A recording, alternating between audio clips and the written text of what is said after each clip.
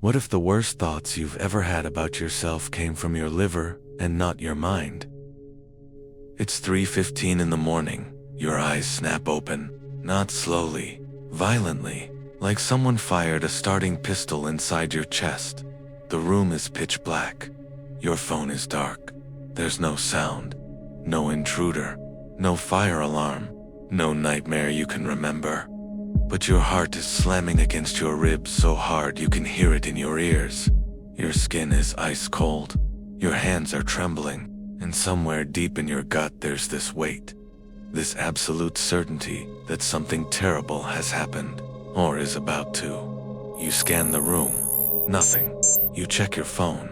Nothing. So you just lie there, staring at the ceiling, wide awake, vibrating, wondering why your body is preparing you to fight something that doesn't exist. And here's the part that gets you. It's not random. It's not just some night.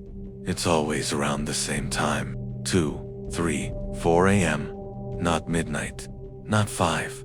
Always that narrow window, right in the dead center of the night. Like clockwork. Like something in your body has an appointment it never told you about. If you've felt this, even once, you already know it's real.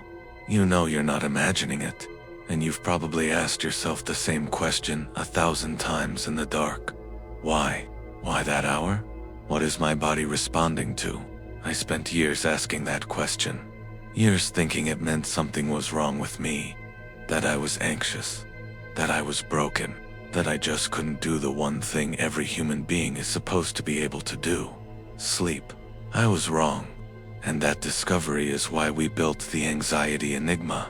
Because the answer to this question is hiding in your biology. And once you see it, everything changes. So let's open the hood. Your body has a sunrise. Not the one outside your window. One that happens inside your blood. And it starts hours before you're supposed to wake up. Here's how it works. Somewhere around 2 or 3 in the morning, your adrenal glands, 2 little glands that sit on top of your kidneys, start doing something quietly in the background. They start releasing cortisol. You've probably heard that word before. Stress hormone, the thing your body dumps when you're scared or under pressure. But cortisol isn't just about stress. It's also your body's way of saying time to start waking up. Think of it like a dimmer switch being slowly turned up.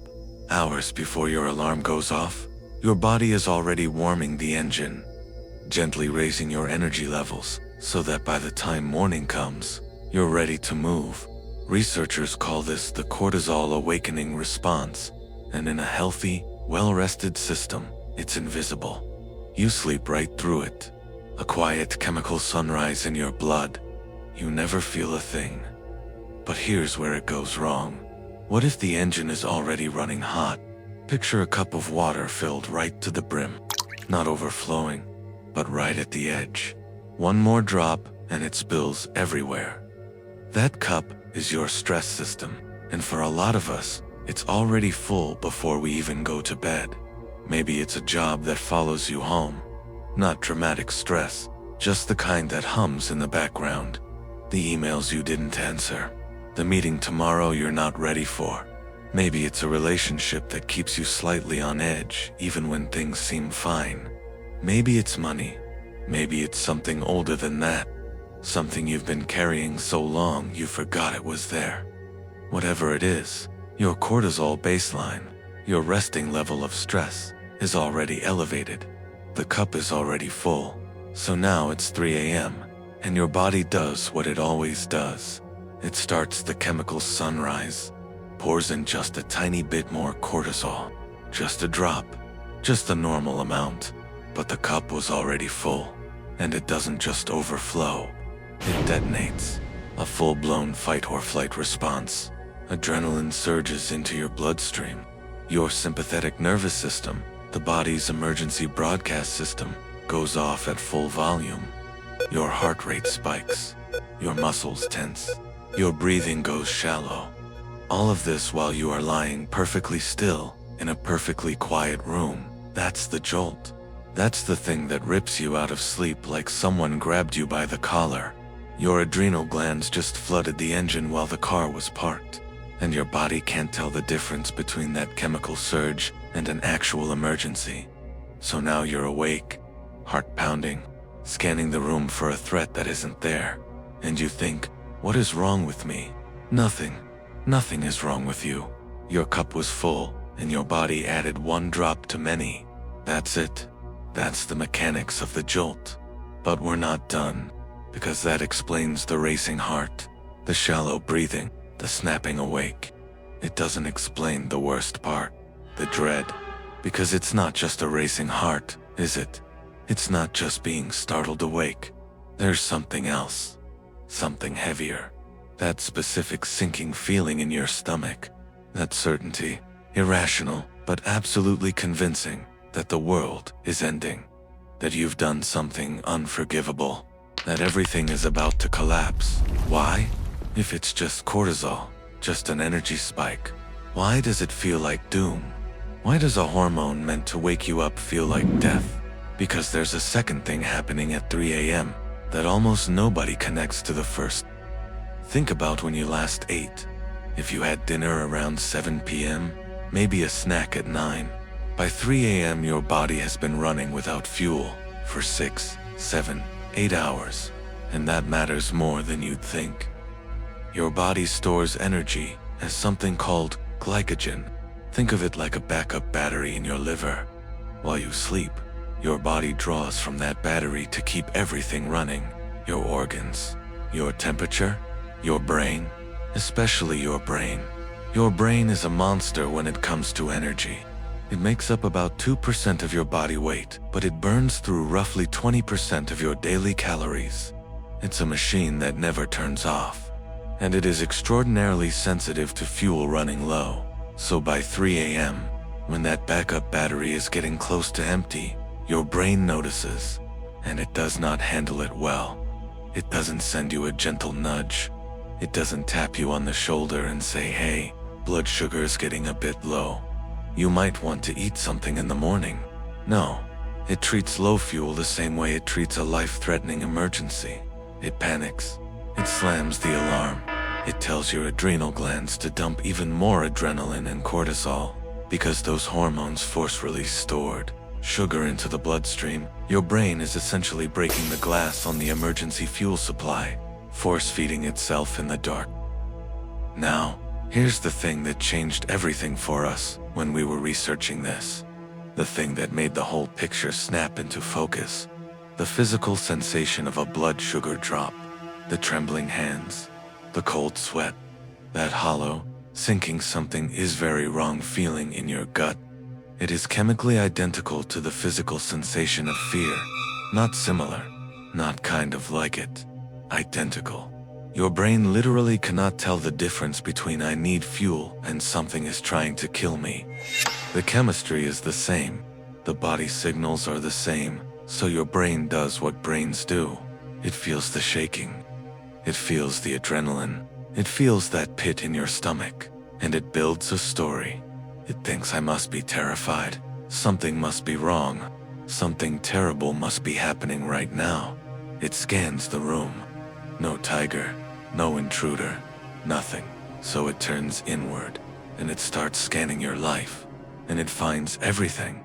The mortgage, the debt, the email you shouldn't have sent, the conversation that went wrong, the argument you never resolved, that thing you said 10 years ago that still makes you cringe at random moments.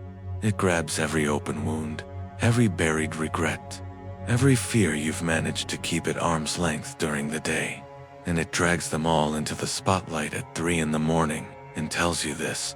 This is why you're dying. This is why everything is falling apart. And in that moment, lying in the dark, it feels like the truest thing you've ever known. But it's not true. Your engine stalled. Your fuel ran low. Your brain felt the shaking and wrote a horror movie to explain it. Those thoughts aren't revelations. They aren't your subconscious finally being honest with you. They aren't the universe delivering a message at 3 a.m. They are your brain trying to make sense of a feeling that was never about your life in the first place. It was about your liver, You might have just needed a different snack before bed. Let that sit for a second, because I know what's happening in your head right now. I know, because I went through the same thing the first time we uncovered this. You're thinking, okay, fine. So next time this happens, I'll just remember. I'll remind myself. It's cortisol. It's blood sugar. I'll talk myself down. I'll think my way through it. You can't. And the reason you can't is something I didn't expect when we started investigating this. Something that genuinely unsettled me, because it turns out that at 3 a.m., the part of your brain that does logic, that does perspective, rational thinking, the part that knows how to talk you off the ledge, that part isn't just tired. It isn't just groggy. It's been disconnected. Not dimmed. Not drowsy. Chemically severed from the rest of your brain. And without it, your fear center, the part that sees threats everywhere, is running the entire show. Unsupervised, unfiltered, with the volume turned all the way up. That's why 3 a.m. thoughts feel so different from daytime thoughts. It's not the same brain, not even close. But that's not this episode. How your brain disassembles itself every night, and why it was designed to, is what we decode next time. So here's what we now know. The next time you wake up at 3 a.m., convinced the world is ending, convinced you've ruined something, convinced that the dread in your stomach is telling you something real about your life, remember this. There is a chemical sunrise that happens in your blood every single night. If your stress system is already running high, that sunrise can detonate a false alarm that feels indistinguishable from a real emergency. And there is a fuel crash happening at the same time. Your brain running low on glucose, panicking, flooding your body with the exact same chemicals your body uses for fear. And your brain cannot tell the difference. So it invents a reason to be afraid. And at 3 a.m., with nothing in the room to blame, it turns on you, on your choices, your mistakes, your life. But it's not insight. It's not truth. It's a machine running out of fuel and screaming in the dark. You're not broken.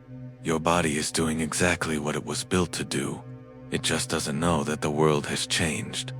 This is the kind of connection most people never make. The biological mechanics hiding behind feelings that seem purely psychological. When you understand the machinery, the mystery starts to lose its power. And that's what we do here, at the Anxiety Enigma. We make the invisible visible. We turn the things that haunt you into things you understand. And this was the surface. Because the question that should bother you now is simple. If the answer is this straightforward, if it's just chemistry, just blood sugar, just a misfire, then why can't you do anything about it in the moment? Why is every rational thought you try to have at 3 a.m. completely, totally useless? Why does your own mind feel like a stranger? There's a reason, and it's not psychological. It's structural. There is something your brain does to itself every night that most people will never be told about. And it explains why the darkest hours of your life feel the way they do. That's next time. The night is not what you think it is.